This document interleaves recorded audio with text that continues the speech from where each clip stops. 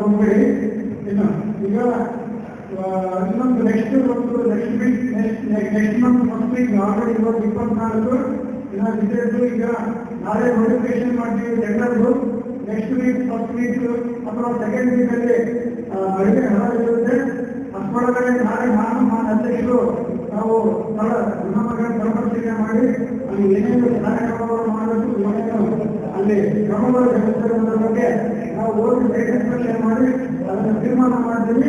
ಇದಕ್ಕೆ ತಮ್ಮ ಎಲ್ಲ ಸಹಕಾರ, ಆಮೇಲೆ ನಿಮ್ಮೆಲ್ಲರೂ ಸಹಾಯ ಸಹಕಾರ, ನಿಮ್ಮೆಲ್ಲರೂ ಒಂದು ಅಭಯ ಹಸ್ತ ಈ ನಗರದಲ್ಲಿ ಇರಬೇಕಂತೇಳಿ ತಮ್ಮಲ್ಲಿ ನಾನು ನೋಡ್ತಾ ಇದ್ದೀನಿ. ಫಸ್ಟ್ ಇವರು ಮಾಡ್ತೀನಿ. ಇವರು ಆದ್ಮೇಲೆ ನೆಕ್ಸ್ಟ್ ಅವಲೋಕನೆ ಮಾಡಿಕೊಂಡು ಇನ್ನು ಉಳಿದವರಿಗೆ ನಾವು ಅಕೌಂಟೇಟ್ ಮಾಡೋಕ್ಕೆ ಮಾಡ್ತೀವಿ. ಎಲ್ಲ ಎಕ್ಸ್ಟ್ರಾ ಇಷ್ಟ ಅಲ್ಲಿ ತಗೊಂಡು ನೋಡಿ ಅಲ್ಲ, ಅದು ಏನಾಗಿದೆ ವರ್ಷ ಈ ಹಿಂದೆ 2-3 ಸಲ ನಾನೊಂದಲೇ ಮಾಡ್ತಿಲ್ಲ. ನಮಗೆ ಹಿಂದೆ ಸೆಂಟ್ರಲ್ ಬಂದಾಗ ಮುಂದೆ ಶಿಫ್ಟ್ ಮಾಡಿದಾಗ ಎಲ್ಲ ಕ್ಲೀನಿಂಗ್ ಮಾಡಿ ಅದೆಲ್ಲ ಏನಾಗಿದೆ ಮತ್ತೆ ಕ್ಲೀನಿಂಗ್ ಎಲ್ಲ ಮನೆಗಳು ಮಾಡಿಸಿದ್ವಿ. ಈಗ ನಾನು ಅಧ್ಯಕ್ಷರು ಅಲ್ಲಿ ಸೈಟ್ ವಿಸಿಟ್ ಮಾಡ್ತಾ ಇದ್ದೀನಿ. ನಾಳೆ ಸೈಟ್ ವಿಸಿಟ್ ಮಾಡಿ ಅಲ್ಲಿ ಏನು ನ್ಯೂನತೆಗಳಿವೆ ಅದನ್ನು ಸರಿಪಡಿಸ್ತೀವಿ. ಎಲೆಕ್ಟ್ರಿಕಲ್ ಆಗಲಿ, ಸ್ವಚ್ಛತೆ, ನೀರು ಮತ್ತೆ ಟಾಯ್ಲೆಟ್ ಇವನ್ನ ಅದನ್ನು ಸರಿಪಡಿಸಿ ಆಮೇಲೆ ನಾವು ಏನಾಗಿ ಶೀತ ಆಗಿದ್ಮೇಲೆ ನಿಮ್ಮನ್ನ ಕರ್ಕೊಳ್ಳೋಕೆ ಅನಿಸುತ್ತೆ. ಮತ್ತೆ ಅಲ್ಲಿ ಗೋಡೆ ಕಟ್ಟಿದೆ, ಆಮೇಲೆ ಗೇಟ್ ಮಾಡ್ತಿದೆ. ಮೇಲಿಂದ ಎಲ್ಲಿ ಬಂದು ಅದೆಲ್ಲ ಇದು ಮಾಡಿದ್ರೆ ಲೈಟ್ ಮಾಡಿದ್ರು. ಆಮೇಲೆ ಅದು ಲೈಟಿಂಗ್ ಮಾಡಿದ್ರೆ ಲೈಟ್ಗಳು ತಿಳ್ಕೊಂಡಾಗ, ನೀರುಗಳು ತಿಳ್ಕೊಂಡಾಗ, ವೈರ್ಗಳು ತಿಳ್ಕೊಂಡಾಗ. ಇದು ನಮ್ಮ ಪ್ರತಿ ಯಾರಿಗೋಸ್ಕರ ಮಾಡ್ತಾ ಇರೋದು? ಜನರಿಗೋಸ್ಕರ ಅಲ್ವಾ? ಮತ್ತೆ ಜನರಿಗೋಸ್ಕರ ಮಾಡಬೇಕಾದ ಜನರಿಗೆ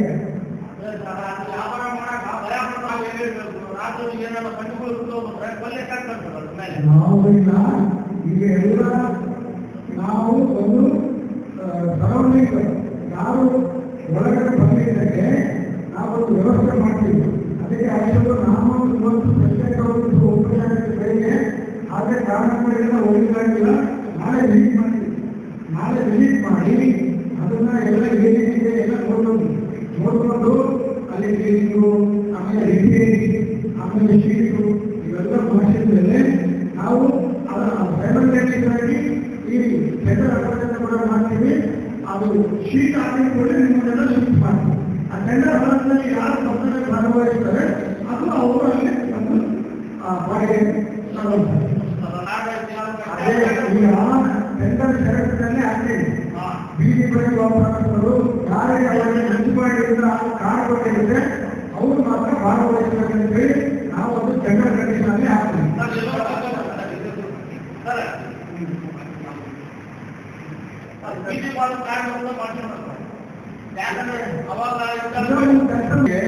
ನೀವು ಎಷ್ಟು ಜನ ಸದಸ್ಯರಿದ್ದೀರಿ?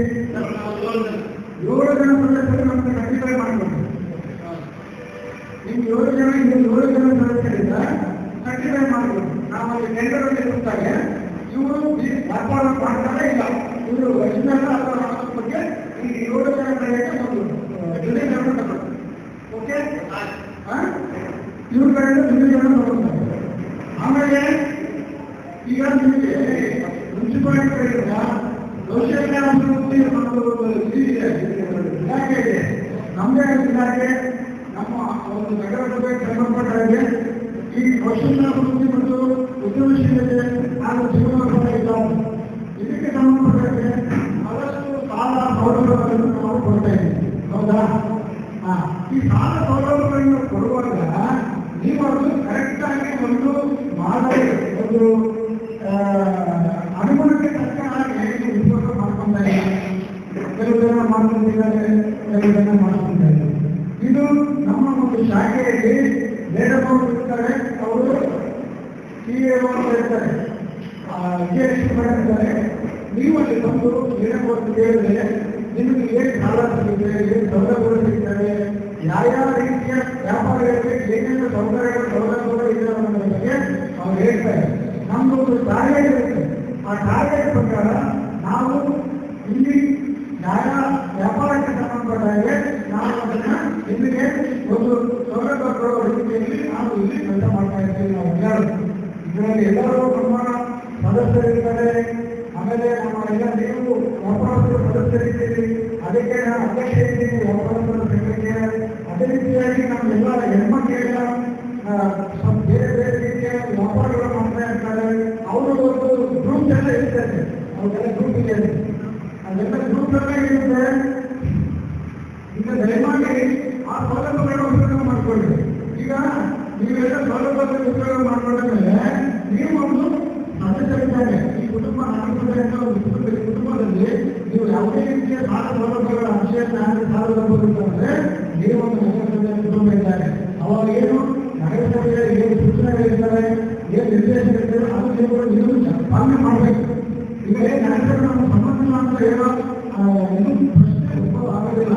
ಯಾಕಂದ್ರೆ ನಗರಸಭೆಯಲ್ಲಿ ಸಾಕಷ್ಟು ಸೌಲಭ್ಯಗಳು ನೀವು ತಗೊಂಡ್ರಿ, ನಿಮ್ಮ ಸಹಾಯ ನಮಗೆ ಬೇಕಾಗುತ್ತೆ, ನಮ್ಮ ಸಹಾಯ ನಿಮಗೂ ಕೂಡ ಬೇಕಾಗುತ್ತೆ.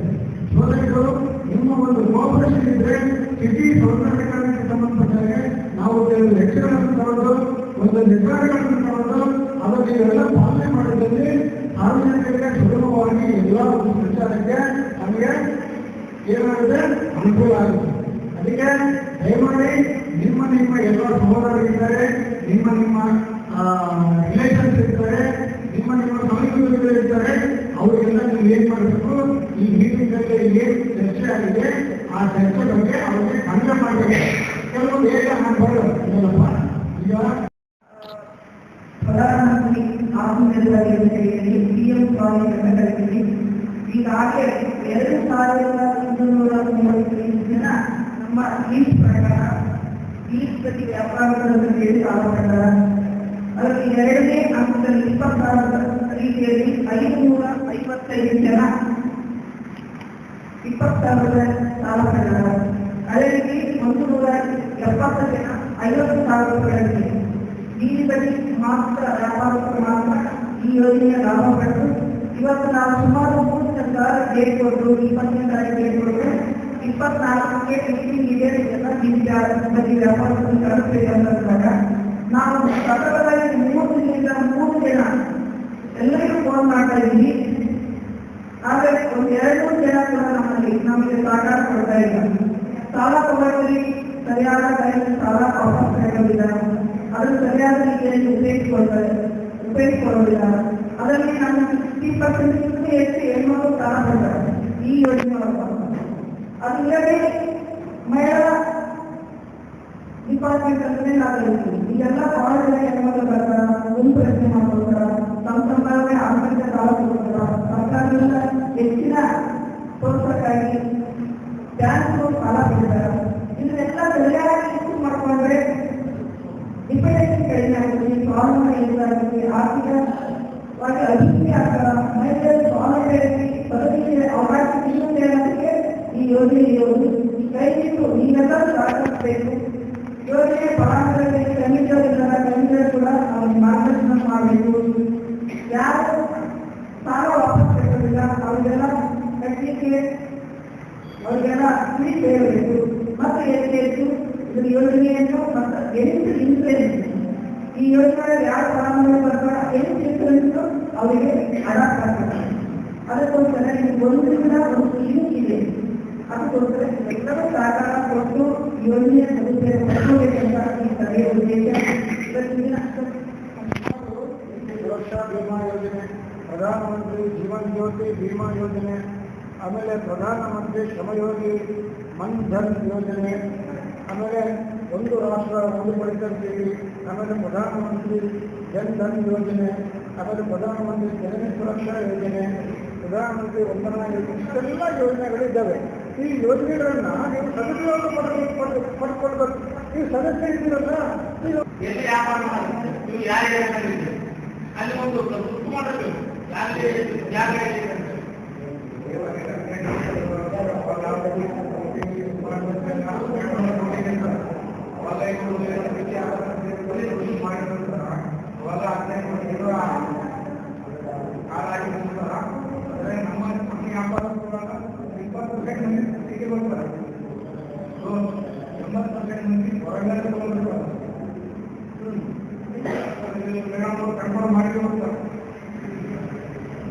ಮಾಡ್ತೀವಿ ಅಂದ್ರೆ ನಾವು ಬಂದಾದ್ಮೇಲೆ ನಾವು 7 ಹಾಕಿರ್ತಾರೆ. ಮೊದಲೆಲ್ಲ ಕೊರೋನಾ ಟೈಮಲ್ಲಿ ಹಾಕಿರ್ತಾರೆ. ಕೊರೋನಾ ಟೈಮಲ್ಲಿ ಈಗ ಯಾಕಂದ್ರೆ ನಾವು ಸೌಲಭ್ಯ ಕೊಟ್ಟಿರ್ತಾರೆ. ಅವಾಗೆಲ್ಲ ಹಾಕಿರ್ತಾರೆ. ಅವಾಗ ಯಾರು ಬಂದಲ್ಲ ಬೇಕಿದ್ರೆ ಎಲ್ಲರೂ ಬಂದ್ಬಿಟ್ಟಿರ್ತಾರೆ. ಈಗ ಯಾಕೆ ನಾವು ನಿಜವಾಗಿ ಈಗ ಯಾಕಂದ್ರೆ ಹೋಗಿದ್ರೆ ಹೇಳ್ತಾರೆ ಪ್ರತಿಯೊಬ್ಬರ ಕಡೆ ಹೋಗಿ ಹಾಕಿ ಅಂದ್ರೆ ನಮ್ಮ ಮಾಡಬೇಕಾಗುತ್ತೆ. ಆದ್ರೆ ನಾವು ಮಾತ್ರ ನಿಜ ಬೀಗದೆ ಕರೋನಾ ಟೈಮಲ್ಲಿ ಅವರು ಇರ್ಬೋತಾರೆ ಅಂತ ನಾವು ಮಾಡಿದ್ರೆ ಅವ್ರು ತೆಲಿನಲ್ಲಿ ನೋಡ್ಕೊಂಡು ಹಿಂಗೆ ಟೈಪೋ ಇಲ್ಲೋ ಕಟ್ ಮಾಡಿದ್ರೆ ಹಾಕಿರ್ತಾರೆ. ಎಲ್ಲ ಮಾತು ಕೂಡ ಮಾಡಿದ್ರು. ಮಷೀನ್ ನಮ್ಮ ಕಡೆ ಮಾಡಿದ್ರು. ಎಲ್ಲ ಲೆಕ್ಕ ಯಾವಾಗ ಕೇಳಿನ ಇಲ್ಲ ನಮ್ಮ ಅಧ್ಯಕ್ಷರು ಗೊತ್ತಿದೆ. ನಮ್ಮ ಅಧ್ಯಕ್ಷರು ಗೊತ್ತಿದೆ ಎಲ್ಲ ಲೆಕ್ಕ ಯಾವಾಗ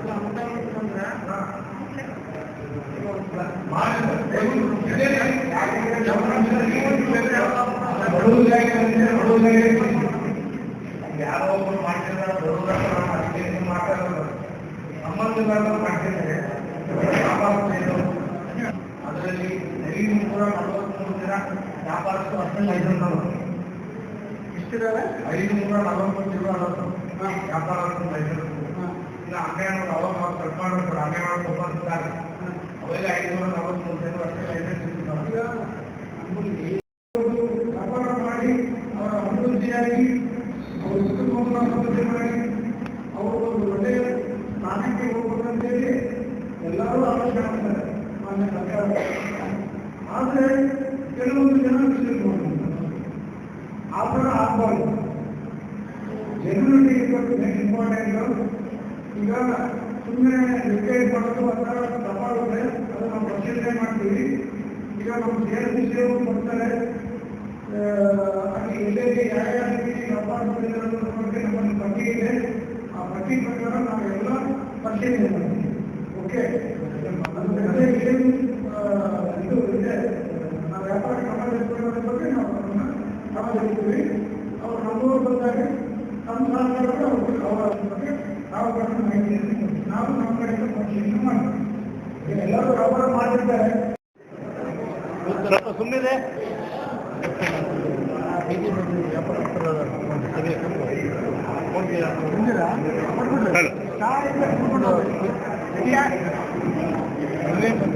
ಸೌಂಡ್ ಕೊಡ್ರೆ ಮಾಹಿತಿ ಕೊಟ್ಟಿದ್ದಾರೆ. ಮೊನ್ನೆ ಸಭೆಯಲ್ಲಿ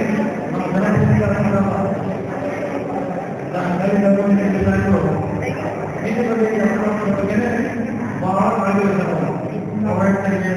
ನಮಗೆ ಎಲ್ಲರಿಗೆ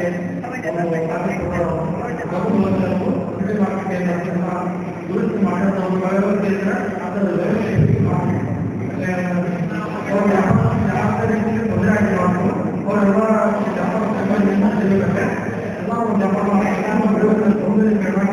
ಸ್ವಚ್ಛತೆ ಬಗ್ಗೆ ಅವರು ಅವರು ಒಂದು ವ್ಯಕ್ತಿಗೆ ವ್ಯಾಪಾರಗಳು ಅವರಿಗೆ ನಾವು ಮಾಡಿ ಹೇಳಿದ್ದಾರೆ. ಅದೇ ಪ್ರಕಾರ ಅವರು ದೇಶದಲ್ಲಿ ವ್ಯಾಪಾರಗಳ ಬಗ್ಗೆ ಸಭೆಗಳು ಅವರೆಲ್ಲ ಮಾಹಿತಿ ಕೊಟ್ಟಿದ್ದಾರೆ. ನಮ್ಮ ನಗರದ ಹೋರಾಟಗಳು ನಾವು ಅಧ್ಯಕ್ಷನಾಗಿ ಎಲ್ಲ ನಗರದ ಸಭೆಗಳು ಎಲ್ಲ ಇದೀಗ ವ್ಯಾಪಾರ ಸರ್ಕಾರ ಬಹಳ ತೊಂದರೆ ಇದೆ. ಅದೇ ಕಾರಣ ನಾವು ಎಲ್ಲ ನೋಡಿ ಅದೊಂದು ಸುಲಭವಾಗಿ ನೋಡಿಕೊಂಡು ಅದು ದುರಸ್ತಿ ಮಾಡಿ ನಾವೆಲ್ಲ